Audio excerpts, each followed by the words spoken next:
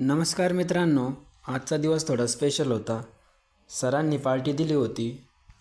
आम्ही म्हणजेच मी आणि माझे मित्र एकदम धमाल मूडमध्ये बाहेर पडलो होतो. हॉस्टेलच्या गेटवरून सुरुवात झाली होती. कुणाल भेटला. कुणालसोबत मग गप्पा मारत मारत आमची सवारी चालू झाली. मग थोडं पुढं जाताच आमचा एक दुसरा मित्र, आमचा लाडका मित्र माने भेटतो.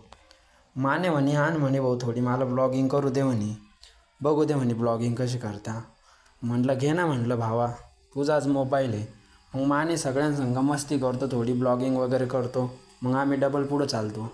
मग आम्हाला नूतन सलोनी भेटते. मग काय गप्पा करत करत आम्ही निघालो एका भन्नाट जेवणाच्या ट्रीपवर. बाहेर आल्यावर ऑटोसाठी वेट करतो आणि थोडा वेळ ऑटोची वाट बघता बघता आम्हाला ऑटो भेटून जात्या.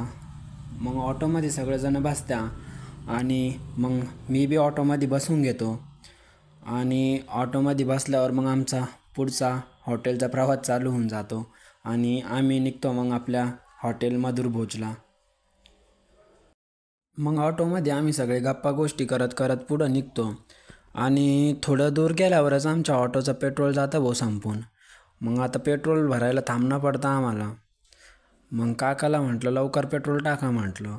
मग निघतो डबल. आमच्या रिक्षाचे काका तर आम्हाला हेवी ड्रायव्हरच वाटत होते भाऊ. नुसतं 120च्या स्पीडनं ऑटो पळवत होते. पहा कसे ऑटो चालवत आहे खतरनाकमध्ये. मग आलो ना आम्ही हॉटेल मधुर भोजला. ही जेवणाची थाळी फक्त थाळीच नव्हती, ही आठवणींची थाळी आहे. हॉटेल मधुर भोजमध्ये सरांनी पार्टी दिली, पण ही पार्टी फक्त खाण्यापुरती नव्हती. ही होती अशी जागा जिथं ज्युनियर आणि सिनियर यांच्यातली बंद मजबूत झाली. एका टेबलवर सगळे वेगवेगळ्या भागातून आलेले, पण त्या दिवशी एकाच वाईबमध्ये. आणि हो, ही नुसतं थाळी नव्हती, ही होती नात्यांची गोष्ट. जी काही क्षण असतात ना, जी व्हायरल होत नाही पण मनात कायमची घर करून राहतात, तसं काहीच आज झालं.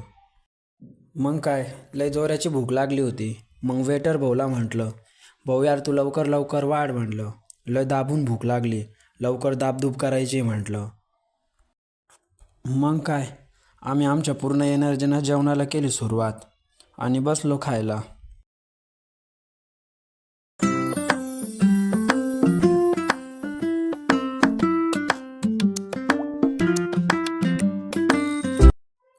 मग आपलं जेवण तर झालं होतं भाऊ. मग म्हटलं चला बाकीचे काय करते आहे पाहू म्हटलं. मग इकडं आलो. मग नूतन भेटली. मग नूतनला म्हटलं कसं झालं म्हटलं जेवण. मग नूतन म्हटली पोट भरलं पण मन नाही भरलं भाऊ. मग काय झालं जेवण गिवण सगळ्यांचं. मग आम्ही बाहेर आलो. मग जायचं होतं घरी. मग आता मित्राच्या स्कूटीवर बसलो घरी जायला निघायला आणि चाललो घरी. मग शेवटी आम्ही पोचलो भाऊ कॉलेजमध्ये.